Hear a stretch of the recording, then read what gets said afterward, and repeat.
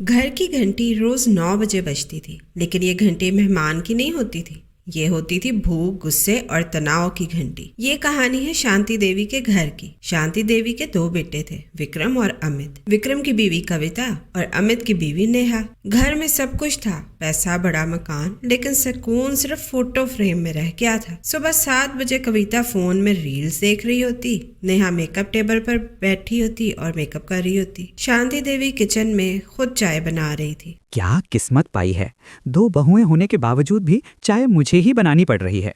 दोपहर का खाना तो किसी तरह बन ही जाता था, कभी कविता और कभी नेहा बना लेती, लेकिन रात का खाना वो तो जैसे जंग का मैदान बन चुका था। आज खाना रात का आप बनाओगी दीदी? मैंने तो बना लिया दोपहर का, तुम बनाओगी रात का। मुझसे इतनी ठंड में नहीं बनता। रात के 9 बजते ही घर की घंटी बजती। ये घंटी शांति देवी खुद बजाती थी। तुम दोनों ने रात का खाना क्यों नहीं बनाया अब तक? माँ जी, कल रात मैंने बनाया था, आज कविता बनाएगी। ना बाबा ना, मुझसे इतनी ठंड में नहीं पकाया जाता रात का खाना।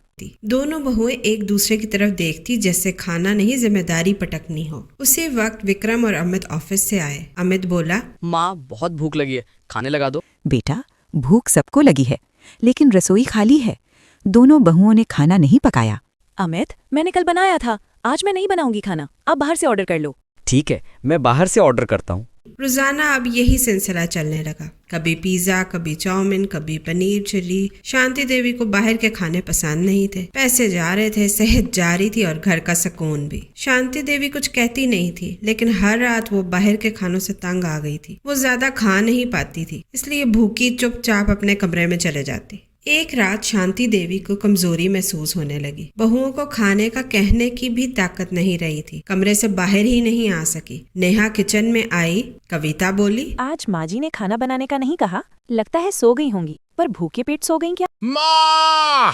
तभी अमित कमरे से चिल्लाया। शांति देवी जमीन पर गिर पड़ी थी। पानी का गिलास हाथ से गिर चुका था। अमित उसको हॉस्पिटल लेकर गया। डॉक्टर ने कहा, इनका बीपी लो हो गया, उन्हें टाइम पर खाना और केयर चाहिए, वरना प्रॉब्लम बढ़ सकती है। हॉस्पिटल से घर ले आए। बेटा, अब से कोई बाहर का खाना नहीं आएगा, मैं खुद बनाया करूंगी खाना।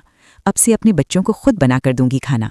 इन बूढ़ी हड्डियों में अभी थोड़ी ताकत है। ये बात कविता और नेहा के दिल पर लग गई। सब हैरान। अगली शाम अमित और विक्रम ऑफिस से जल्दी आ गए। विक्रम सब्जी काट रहा था, अमित रोटी बना रहा था। कविता और नेहा किचन के बाहर खड़ी अंदर आई और कहने लगी, अरे आप लोग जल्दी आ गए, और ये क्या कर रहे हैं आप? विक्रम बोला, जब माँ ने पूरी जिंदगी खाना बनाया तो हम क्यों नहीं? हम अपनी माँ को इस उम्र में खाना बनाने नहीं दे सकते। पहले ही वो तुम लोगों की वजह से बाहर के खाने खा खाकर बीमार हो गई हैं। हम उन्हें किचन में खड़ा कर दें? कभी नहीं। नहीं, आप लोग अब से खाना नहीं बनाएंगे, मैं खुद ही बना लूंगी रात का खाना। हमें माफ कर दीजिए। नहीं नेहा, तुम अकेली नहीं संभालोगी रात की रसोई। अब से रसोई हम दोनों मिलकर संभालेंगे। उस दिन के बाद रसोई में सिर्फ खाना नहीं, बातें, हंसी और इज्जत भी पकने लगी। 9 बजे अब भी घंटी बजती थी, लेकिन वो खाने की नहीं, प्यार की घंटी होती थी। अब सब मिलकर काम करते थे।